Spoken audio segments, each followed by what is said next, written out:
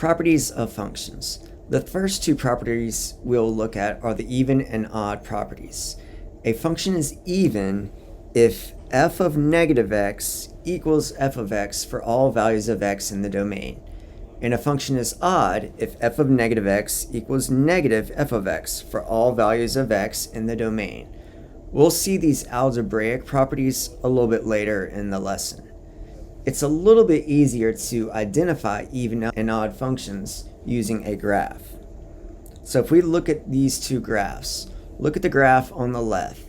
A function is even if we have symmetry about the y-axis. Notice that this graph is symmetric about the y-axis. Therefore, this represents an even function. In the graph on the right, notice it has symmetry about the origin.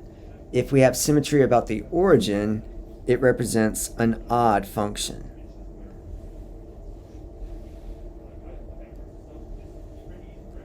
To test for symmetry, we'll look at the properties at the beginning of the lesson.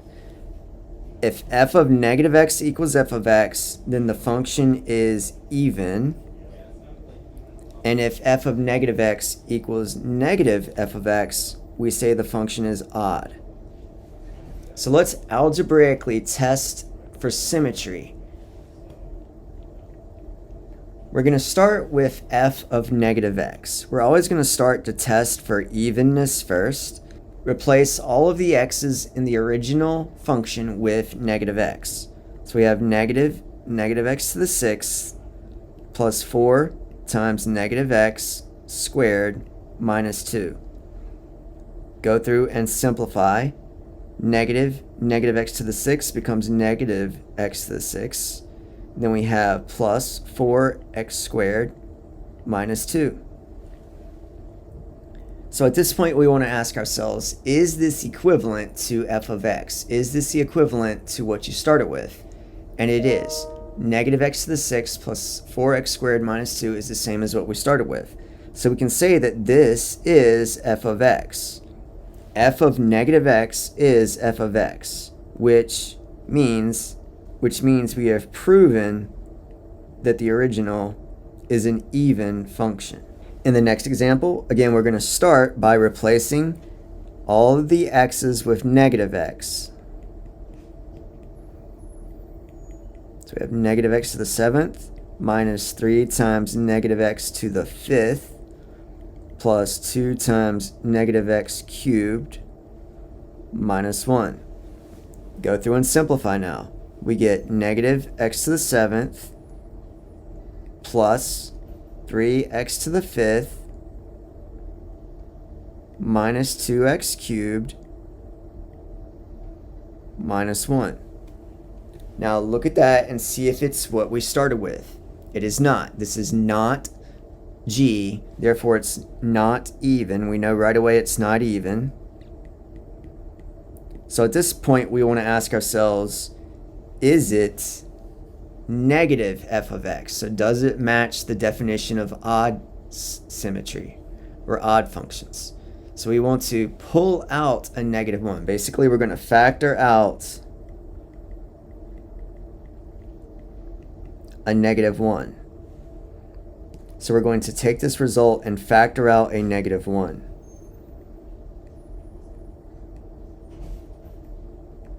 Essentially, we're just changing all the signs of the numbers on the inside.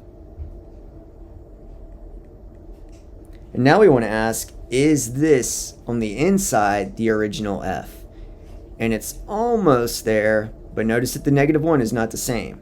So we do not get negative f of x. That means this is not odd.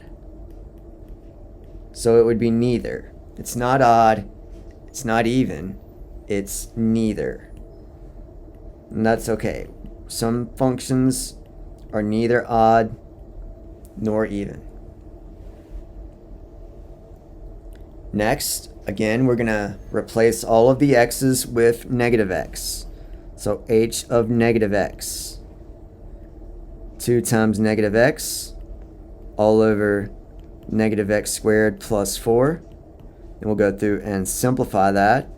We get negative 2x over x squared plus 4. Notice that is not what you started with. This is not f of x. Therefore, we know it's not even. So we'll test to see if it is odd now. Again, to test to see if it's odd, we're going to take this result and factor out a -1. So pull out a -1. I'll pull it out of the numerator. Remember, you can't pull it out of the top and the bottom, just one of the two, either the top, the bottom, but not both. If we pull it out of the top, now look at the result. Look at what's on the inside. The inside of the parentheses is exactly what we started with. That means that this is negative h of x, which means we have an odd function. And if you wanted to, you could always graph this and double check yourself. If you threw this into the calculator and graphed it, you would see that you would have symmetry about the origin. Next, we'll look at increasing, decreasing, and constant functions. A function f is increasing over some x interval if f of x2 is less than f of x1. A function f is decreasing over some x interval if f of x2 is greater than f of x1. And a function f of x is constant over some interval if f of x2 is equal to f of x1. Consider the following graph. Let's go through and determine where the graph is increasing, decreasing, and constant. So where's the graph increasing? We're looking for where the graph is going up, essentially, where the y value is getting bigger. And it looks like in this region, the graph is an increasing graph. Here we have increasing. And we want to denote our answer in terms of domain. So where's the graph increasing? It's increasing from 2 to 3 in that region. And we can use parentheses or brackets technically here. It doesn't really matter which one you use. I'm going to suggest you always use parentheses, but in this case it doesn't really matter. With domain and range, parentheses and brackets absolutely matter, but with increasing, decreasing, and constant, it doesn't technically matter. Just don't mix them up. For example, don't do parenthesis 2, 3 bracket. You want to use one or the other. And again, I'm going to recommend we always use parentheses just to prevent careless mistakes. Where is the graph decreasing? This time we're looking for where the graph is going down. For example, right here. It's going down in this region. And again, we're going to answer that in terms of domain. So where does that start? It starts at an x value of -1. And it goes up to 1, +1. So the graph is decreasing from -1 to 1. Again, you're answering in terms of x's, the domain. Where is the graph constant? In this case, we're looking for where the graph is basically horizontal. And it's happening in 2 places. Again, we're going to answer in terms of domain, x values. So from -3 up to -1.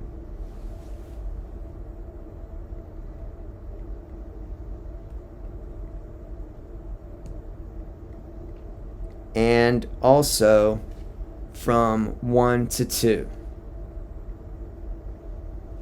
And again, you could technically use brackets on these if you wanted, but again, I'm going to suggest we always use parentheses on increasing, decreasing, and constant. Find the value of f of -2. So remember, f is just representing the y value.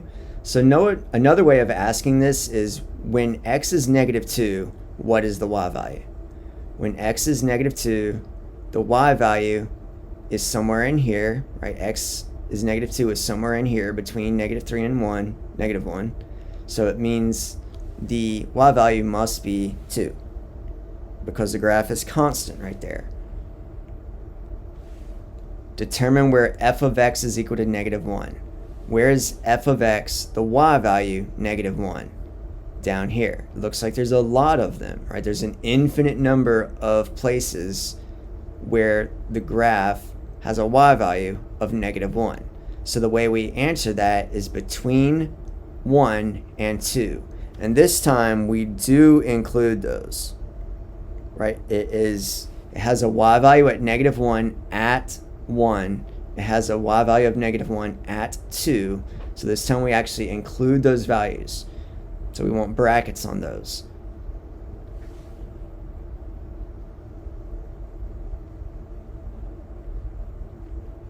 Next, we're going to be looking at local maximums and minimums. Your book may say local maxima or minima. So if you see those words, same thing, we're looking at maxes and mins. You may also see relative max and relative mins, or you may hear me say local max and local min.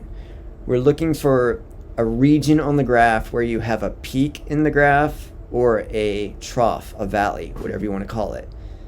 And so you have some technical definitions here, but when we're looking at the graph, we're just essentially looking for a peak in the graph or a valley, a trough.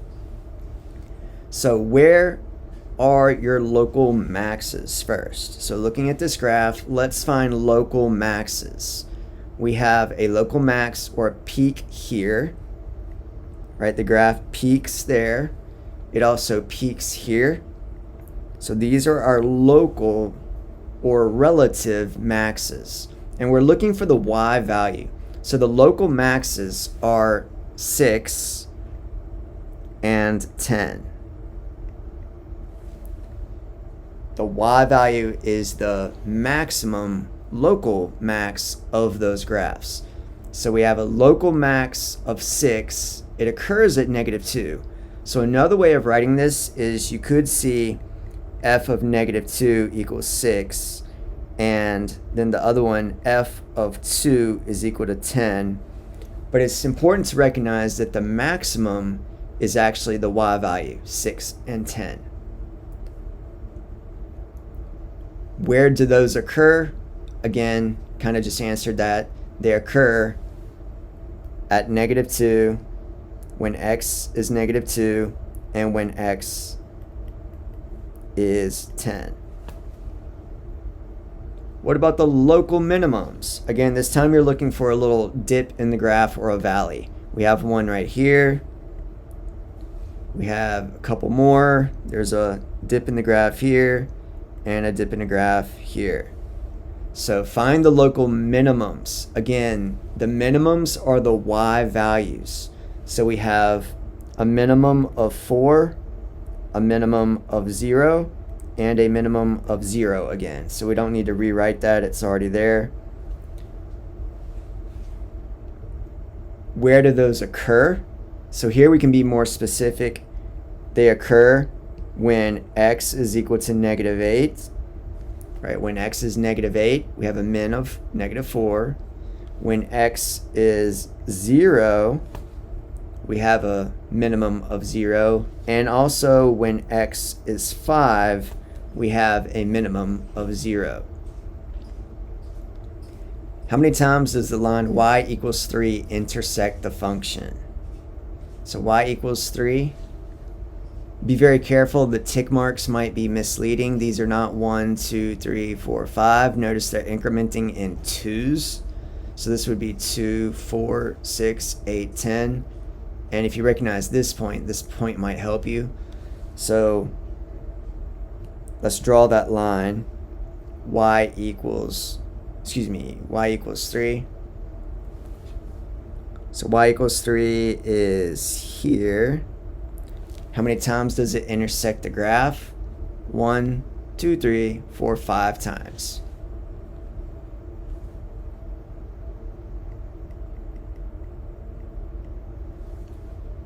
Next, we're asking, where is the function increasing? The function is increasing whenever it's going up. So from -8 to -2, remember we're looking at the x values for increasing, decreasing, and constant. So it's increasing from -8 to -2.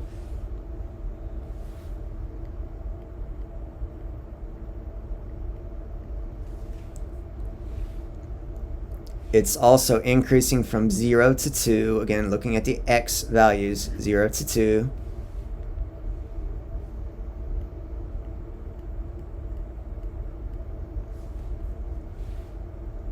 And it's also increasing from 5 to 7.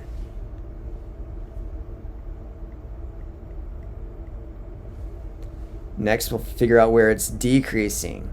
This time it's going down here, so -10 to -8.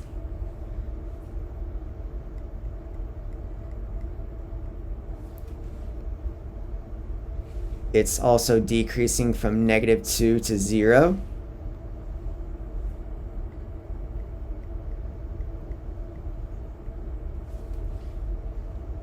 And it's also decreasing from 2 to 5.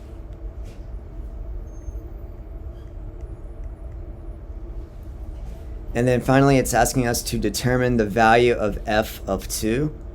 F of 2. In other words, when x is 2, what is the y value?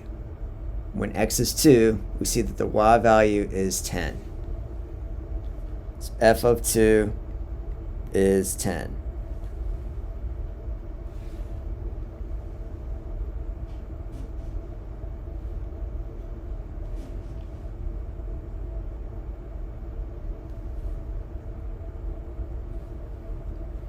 Going back to this graph, the directions are not up here, but we also have what's called an absolute maximum. So we have local, aka relative max and mins, but we also have absolute max and mins.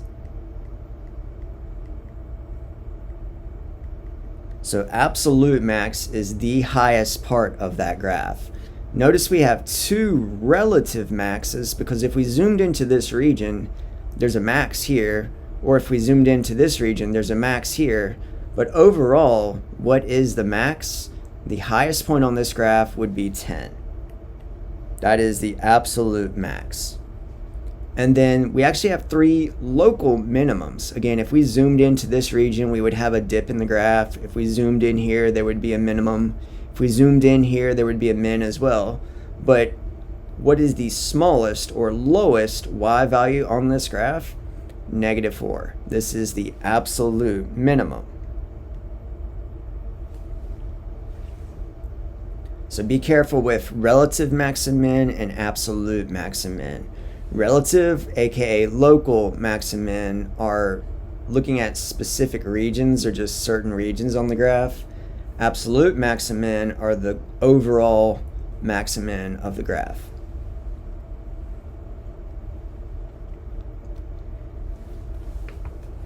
Next, we're going to look at average rate of change. Average rate of change of a function is the same value as the slope of the line that connects the 2 points on the function. So average rate of change has a formula here, f of x2 minus f of x1 over x2 minus x1. Now that should look somewhat familiar to us. If you recall, the formula for slope is y2 minus y1 over x2 minus x1. They're very similar. Remember, average rate of change is basically the definition of slope. So when we refer to slope, we typically are talking about linear functions or lines. Average rate of change does not necessarily have to be a line. It can be any function. It can have curves in it.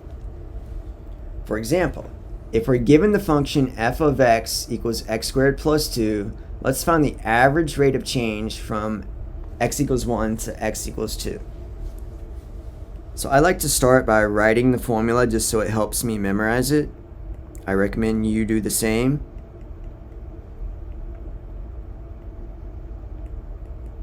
And we're going to go through and solve this. So I'm going to do this one piece at a time. So off to the side, let's do f of x2. Remember, this is just function notation. F of x2, in this case, x2 is 2. So we're really doing f of 2. Just plug in 2 to the original function, x squared plus 2. We have 2 squared plus 2, that is 6. So we get 6 up in the first piece. We're also going to do the same thing with f of x1. In this case, x1 is 1. So f of 1, replace all of the x's here with 1. So you have 1 squared plus 2, which is 3. So we're going to replace f of x1 with 3. All of that is divided by 2 minus 1, which is just 1. So we get the average rate of change is 3. The next thing we want to do is find the equation of the secant line that connects those 2 points. So before we do that, maybe let's graph this so we can visually see what's going on and talk about what a secant line is. So if we're graphing x squared plus 2, you can plug this into your calculators if you want. This is just a quadratic that's been shifted up 2 units. We'll talk more about that in a few sections.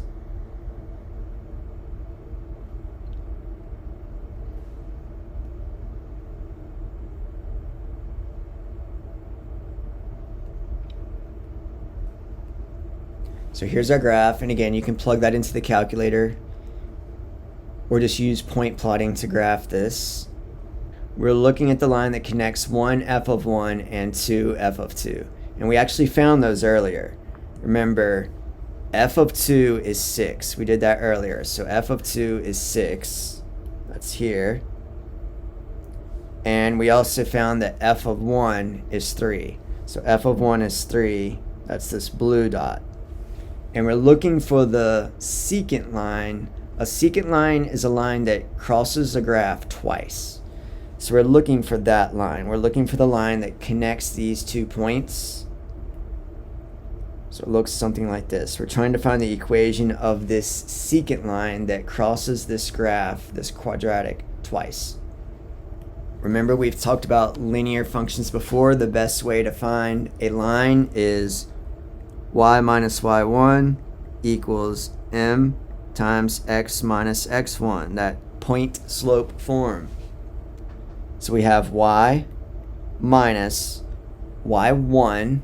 Now it doesn't matter which point you use. You can use either one. I'll label these just so we're clear. This was 2, 6, and then this one was 1, 3. Doesn't matter which point you use. I'm going to use the 1, 3 just because it's smaller. But we have y minus 3 equals the slope, average rate of change we found earlier, to be 3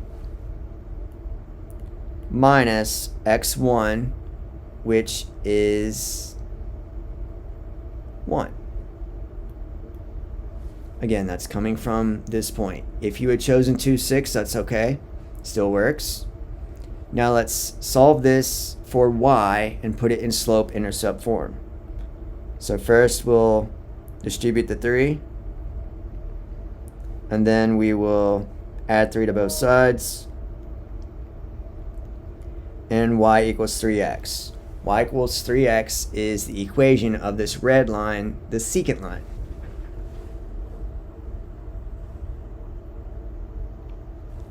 Notice that the average rate of change is the same as the slope of the secant line. This average rate of change is the slope we used, and you can look at that line. You can look at it. It goes up 3, right 1, so our slope is 3.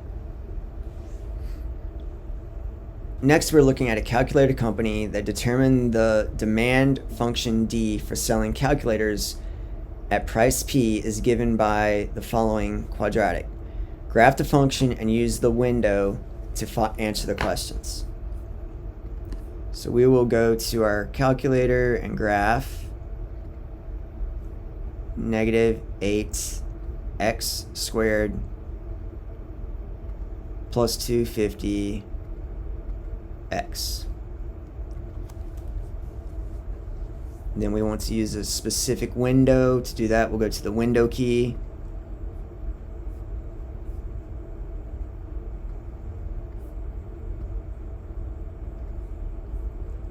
I need my x min to be -10. x max to be 50, and we want to increment by tens. Our x scale will be tens. Y min -10, y max 2000, and the y scale will increment those little tick marks by 100, and graph. So here we have our quadratic. First of all, we want to find the value of P that maximizes the demand. So we want to maximize the demand. Remember, this graph represents D, the demand equation. To maximize this, we look for the maximum, which is up here. Now the calculator can find that for us. We go to second trace, that'll take us to the blue calc option, and this time we're looking for number 4, the maximum. So we'll hit 4. Notice it's asking for a left bound. So I need to move my cursor to the left side of that peak. Again, you don't have to be right on top of it, but get close to the peak on the left side and then hit enter. Then it's asking for a right bound. So we're going to scroll over to the right side of that peak, that maximum, get close to it, hit enter. Now it's asking you to guess. You don't want to guess, just hit enter one more time, and it gives us a maximum value. Keep in mind what X and Y mean. Y tells you what the maximum actually is. X tells you where the maximum occurs. In this case, it's asking us to find the value of P that maximizes the demand. So in this case, it's wanting us to give the price, or the X value. Remember, we changed P's to X's to plug it into the calculator. So we want the X value. So in this case, the P is 15.62. Since we're talking about money, we'll round it to 2 decimal places. So the price that maximizes demand is roughly 1562 per calculator. And then the actual demand is 1953. So that's the demand for the calculator. That's the actual max, which occurs when P is roughly 1562.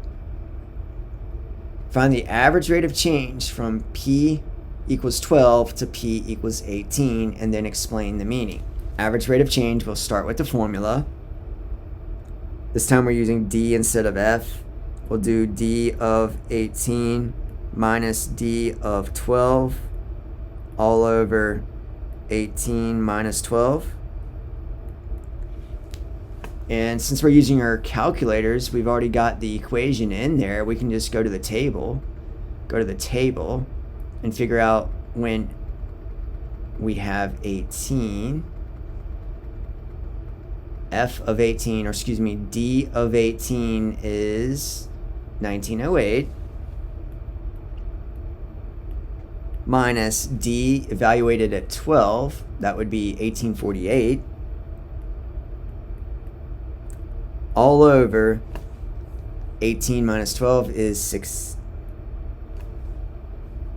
And then we need to plug that into our calculator. So second quit will jump us back to the home screen, and from here we can plug this into the calculator.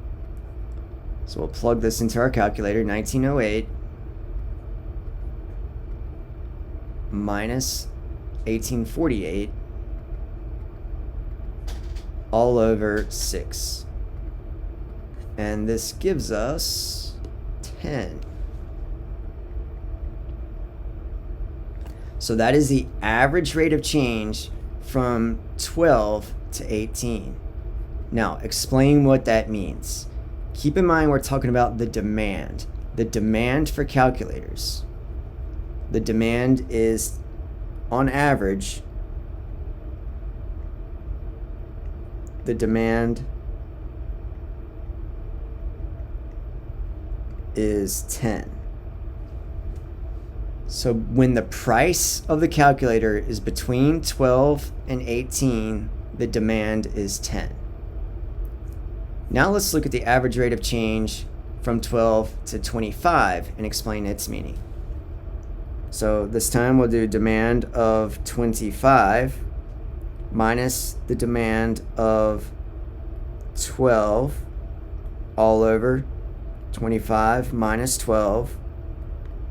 And again, I'll go back to the calculator, to the table to get those values. No need to do extra work since the calculator already did it for us.